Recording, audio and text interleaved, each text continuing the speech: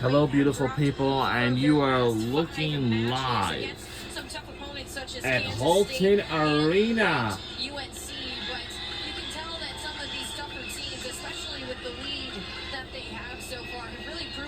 Somewhere in North Carolina, home of the Charlotte 49ers. Will take on the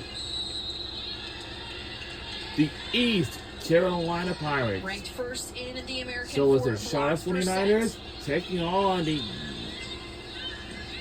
Charlotte 49ers. So the team, well,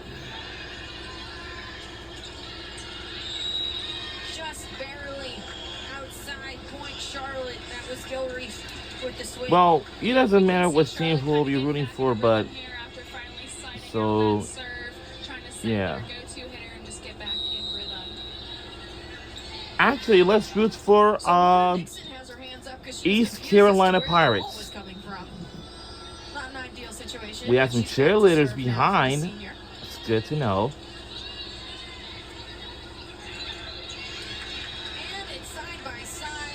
It was side by side.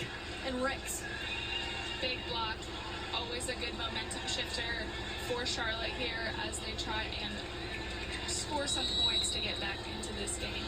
So Charlotte now out with their 3-0 scoring run.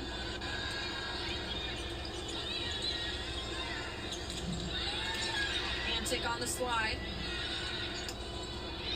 To Thompson. Birmingham with a light tap. Right back to her. The miscommunication in the back. Miscommunication from Charlotte. Squashes the scoring run for the Niners. All right. Back to their tried and true outside paint, putting it down. It's kind of pretty interesting right now, so. That is now Pate's fifth kill of the match off of 8 attempts with only one attacking error thus far. Nixon with the set to Ricks. Not done yet. Calling everybody off is Gilreath. I In the can't back think. with the cover is Jordan. And nobody's home in the back row. And Corlia Northcross takes the blame for it. That is great coverage by Charlotte. It really gives the hitters the ability to go up with That is in. keep swinging at the ball, knowing their teammates are behind them. That is in Charlotte, North Carolina. So you are looking live at the Holton Arena in Charlotte, North Carolina. Once again, it's home of the Charlotte 49ers to take on the East Carolina Pirates. So we have Charlotte 49ers taking on the East Carolina. So what we have said we'll be rooting for will be East Carolina Pirates. Once again. Another low dig in the back row. Just pushed over by Pate. Blocked! Whoa! Stopped by Ellie Pate. So let's take a look at our record. Our record is really good so far. We have 8-5, 0-2. In Charlotte, we have 10-4, 1-1. East Carolina is first in the conference for blocks, but right behind them is Charlotte. It's an honor to be here. So I'll say this. That's what I say. It really feels like it's summer out there. We know these fans, well, yeah, the fans, the students like to wear. If we put flying sandals or whatever. Why does it always feel like it's still summer? Like, oh my goodness. After starting her career here, someone that you're familiar with. Absolutely. Annika Thompson was a setter during my time, but truly she can just really do it all, as you can see, playing libero for this team and playing it really, really well. She is a well-rounded player and, you know, is always a positive communicator on the floor. Ranked 8th in the country for Dix percent.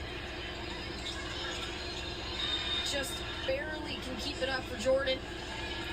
It's tough service, you know. ECU came out, they wanted to serve tough, they knew what they wanted to do to take Charlotte out of system, and right now they're really executing on it.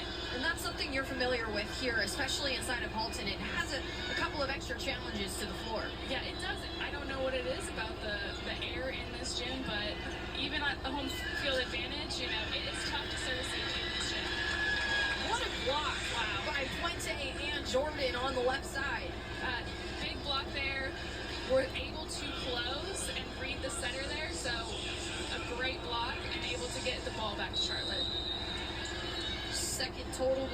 tonight for the Niners. There's Jessica Ricks, who rips it across court. Mark it down as an ace, the second one of the night for the Niners. That is a big topspin serve. I love to see her getting out there and just swinging at the ball. She has an arm and she needs to use it. Ricks, originally from Reynoldsburg, Ohio, serves. Long on the swing and too much gas from Peyton. Yeah, we can see with Ricks' serves disrupting that offense, having to set the back row attack and really giving the Charlotte opportunity to get back. Niners currently on their second 3-0 scoring run thus far. Another hard serve. Birmingham with the save in the back. Nixon puts it over. Gilreath with the dump. Thompson was so close on the pancake, but it ricocheted off of someone's shin. Yep, we are going to see ECU setter get up and attack. They are running a 5-1, meaning she plays in the front row, so in order to keep her hitters open, she is going to go up and take some attacks at the ball.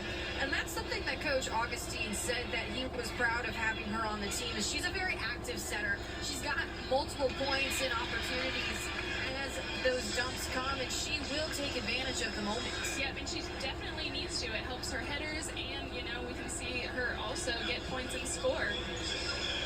Whether that be quick second decisions such as those, or if she's following the slide with the blocks, someone who, as a setter, is doing just a little bit of everything, as now Taylor Woodson subs in as the serve specialist.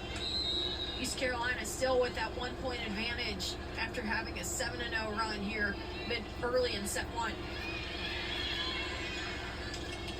Just a smackdown by Sydney Buchanan. Yep, she really found that hole in between the block, and honestly, you can really attribute it to the kill by the setter a couple of points ago, because it made that middle stay honest and keep on all of the hitters. Sydney Buchanan, only a freshman on the team, won 2 state titles with her high school out of Frankfort, Illinois.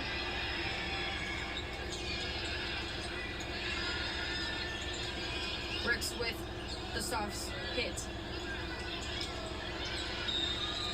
Just a little long on the attempt from Huff. Yep, we have our setter front row now for Charlotte. We're going to see Ricks out of the back, and then probably the go-to hitter, Birmingham, on the outside.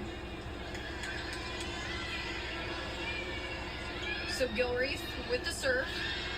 That one is over the back line.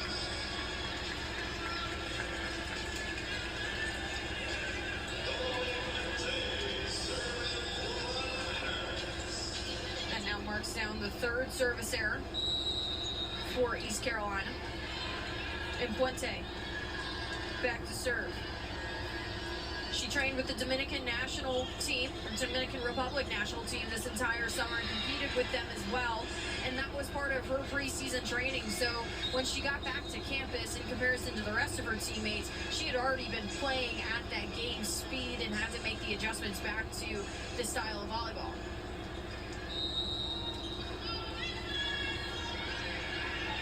Bertram to serve now. And now a dump from Lauren Nixon. Yes, getting active on the Charlotte side of the net as well. She is trying to pull that offense, and now ECU knows that they have to keep her in their sights too when she is front row. Nixon described as a selfless leader in the very big moments. Gilreath back to Pate. Ricks on her own recovery. Birmingham this time targets the back row. Stays alive in the efforts from Woodston and Nixon. And it's Pate who's been taking a majority of the swings on the edge. Yep, she's a consistent force for ECU. They know that she is going to put them out of system or find a way to score. Pate was named to the preseason all-conference team before the 2025 started.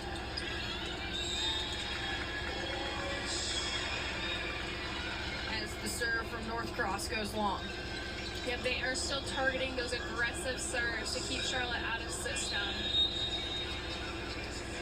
So Jalen Jordan subbed back in as Woodson hits the bench. Birmingham was also named to that elusive preseason all-conference team. And it's 2 aces for her. That is a killer float, making the defense guess whether it's going to be in or out, and just a miscommunication there. And so with that whistle comes another timeout out on the floor, this time for East Carolina. And if you're Charlotte, the building up to how they got here, starting out 0-3 on your home court, and then going in a multiple game win streak, 10 to be exact, it's got to feel good, especially with the new head coach. Absolutely. It really builds confidence to see a win streak like that start to gel as a team and get to know each other on the floor like that.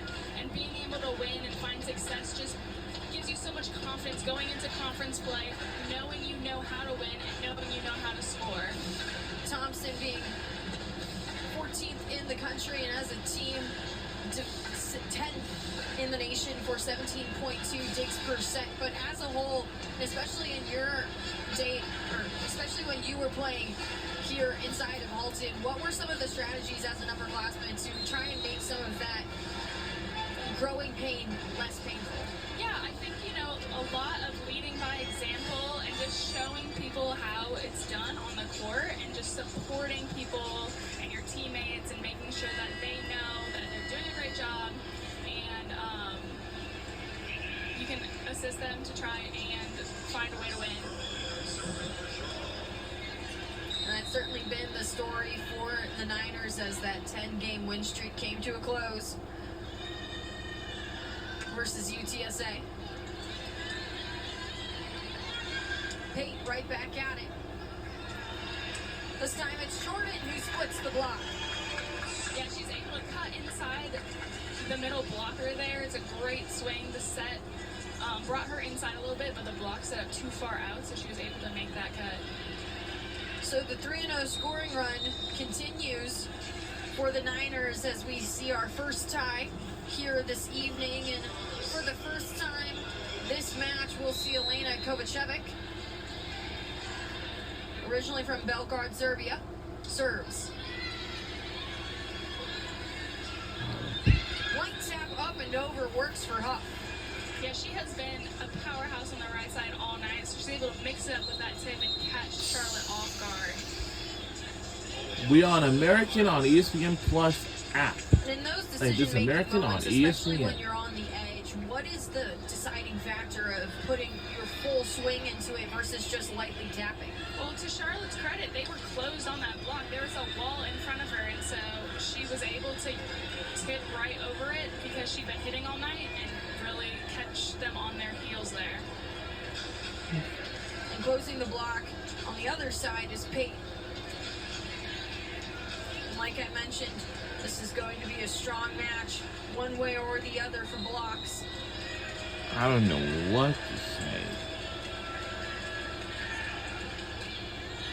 Thompson with the dig.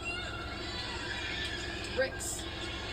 Right to Brooklyn Allison, the libero for the Pirates. Just a little too long on the roll shot. She had the right idea there. The corner was open. They were coming in, ready for her to swing hard. She had the opportunity, just missed it by a little bit. Huff, a player who has seen a lot of growth over the course of the years, hasn't just been one particular moment for her that's made the difference, as the difference maker on the edge is Jordan. Yep, she's really hammering that sharp cross because the block is so far on the line there with the setter. So we're probably going to see a lot of action trying to get over that setter block. Jalen Jordan, a transfer from Long Beach State, only saw action in a couple of matches last season. Thompson with the first touch. Ricks winds up, splits the pair in the back left. Yep, the middle for ECU was a little bit late there, so it gave Jess a great opportunity to swing into the middle of the court, and she did. Thompson, someone who came back at the right time, according to head coach Benavia Jenkins. Just a tap down by Jordan. Single block there by Charlotte, but worked out in their favor. And it forces East Carolina. Now we're going to use our their final second timeout of this final game. timeout of the set, as Charlotte late in set one has applied a lot of pressure to the Pirates. Yeah, we can really see them being aggressive and really taking a beat there, getting into their service-receive rhythm, and starting to set their pins and spread it so that they can take tough swings at the ball and put it down on ECU's side. And if you're Charlotte, the block difference so far is in favor of the Niners, but for East Carolina, what needs to be accomplished, especially because they started with such a quick jump early on? Yeah, I think I want to see more out of the middles. They have some great middles on their side, hitting at pretty high efficiencies. And so right now they're spreading it, which is great, but getting those quick balls into the middle would really probably get a little bit of dominance in the offensive structure that they're going for here. And the hit percentage also being a difference maker. 242 off of 13 kills and 33 attempts in comparison to the only 8 kills off of 26 swings, even number of errors. But East Carolina has taken a plethora of extra swings in comparison to the Niners. Yep, I think their service errors too have played a role into that, giving Charlotte opportunity to claw back into this game. Total of 9 points combined when you look at errors and service errors. So Annika Thompson with the big deep breath serves. Pate, light tap. It's Jordan who ramps up. Grabs a couple of fingertips and the dig too late. Charlotte with their first lead here late in set one. Yep, she absolutely reached for that ball and put it over the block of the setter. Super smart move because she knows that that is the smaller block on that side of the net. Now a 4-0 scoring run. Make it 5. Great serve by Annika Thompson. Set Jordan up to be able to dunk that ball. Huge serving momentum here to finish off this match. And for someone like Annika Thompson, who's been through a lot as a player and made multiple adjustments, as it's another miscommunication in the back row to extend the lead now for Charlotte. Yep, you can see ECU's service-receive is just a little bit frazzled with Annika Thompson's serve coming so strong towards them.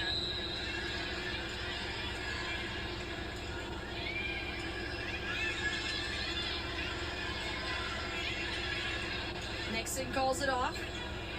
Jordan winds up. Gilreath out to Pate. That goes long. Yeah, Pate's reaching Wow. there a little bit off kilter. Tries to go for that deep corner, which is open, but just a little bit too long there. And in the change of the tides, it's now a 7-0 scoring run and set point number 1 for the Niners. Pate winds up. Nixon to Ricks. Right back to Pate, up and over, popped away. Jordan tries. It's kept alive by Gilreath. Another jump, but this time read by Thompson. Whoa! We stay alive! Yep, We're staying alive! She wants that point. She wants to finish this match strong, but that is a big block from ECU's middle there and puts the serve back on ECU's side. Now marks down a 6-1 scoring run for the Niners. And Pate serves. Ricks grabs some hands. Allison with a little bit of an Wow. pass, and that will put a bow on set number 1. Alright, we had a little miscommunication, but that's okay. Set to us next. Let's see if we can make a comeback or something. A 7-1 scoring run for the first frame. Charlotte up 1-0 in this match as we head into the second set. So the second set is coming our way next. It's all green and white here for the cross-state rivalry.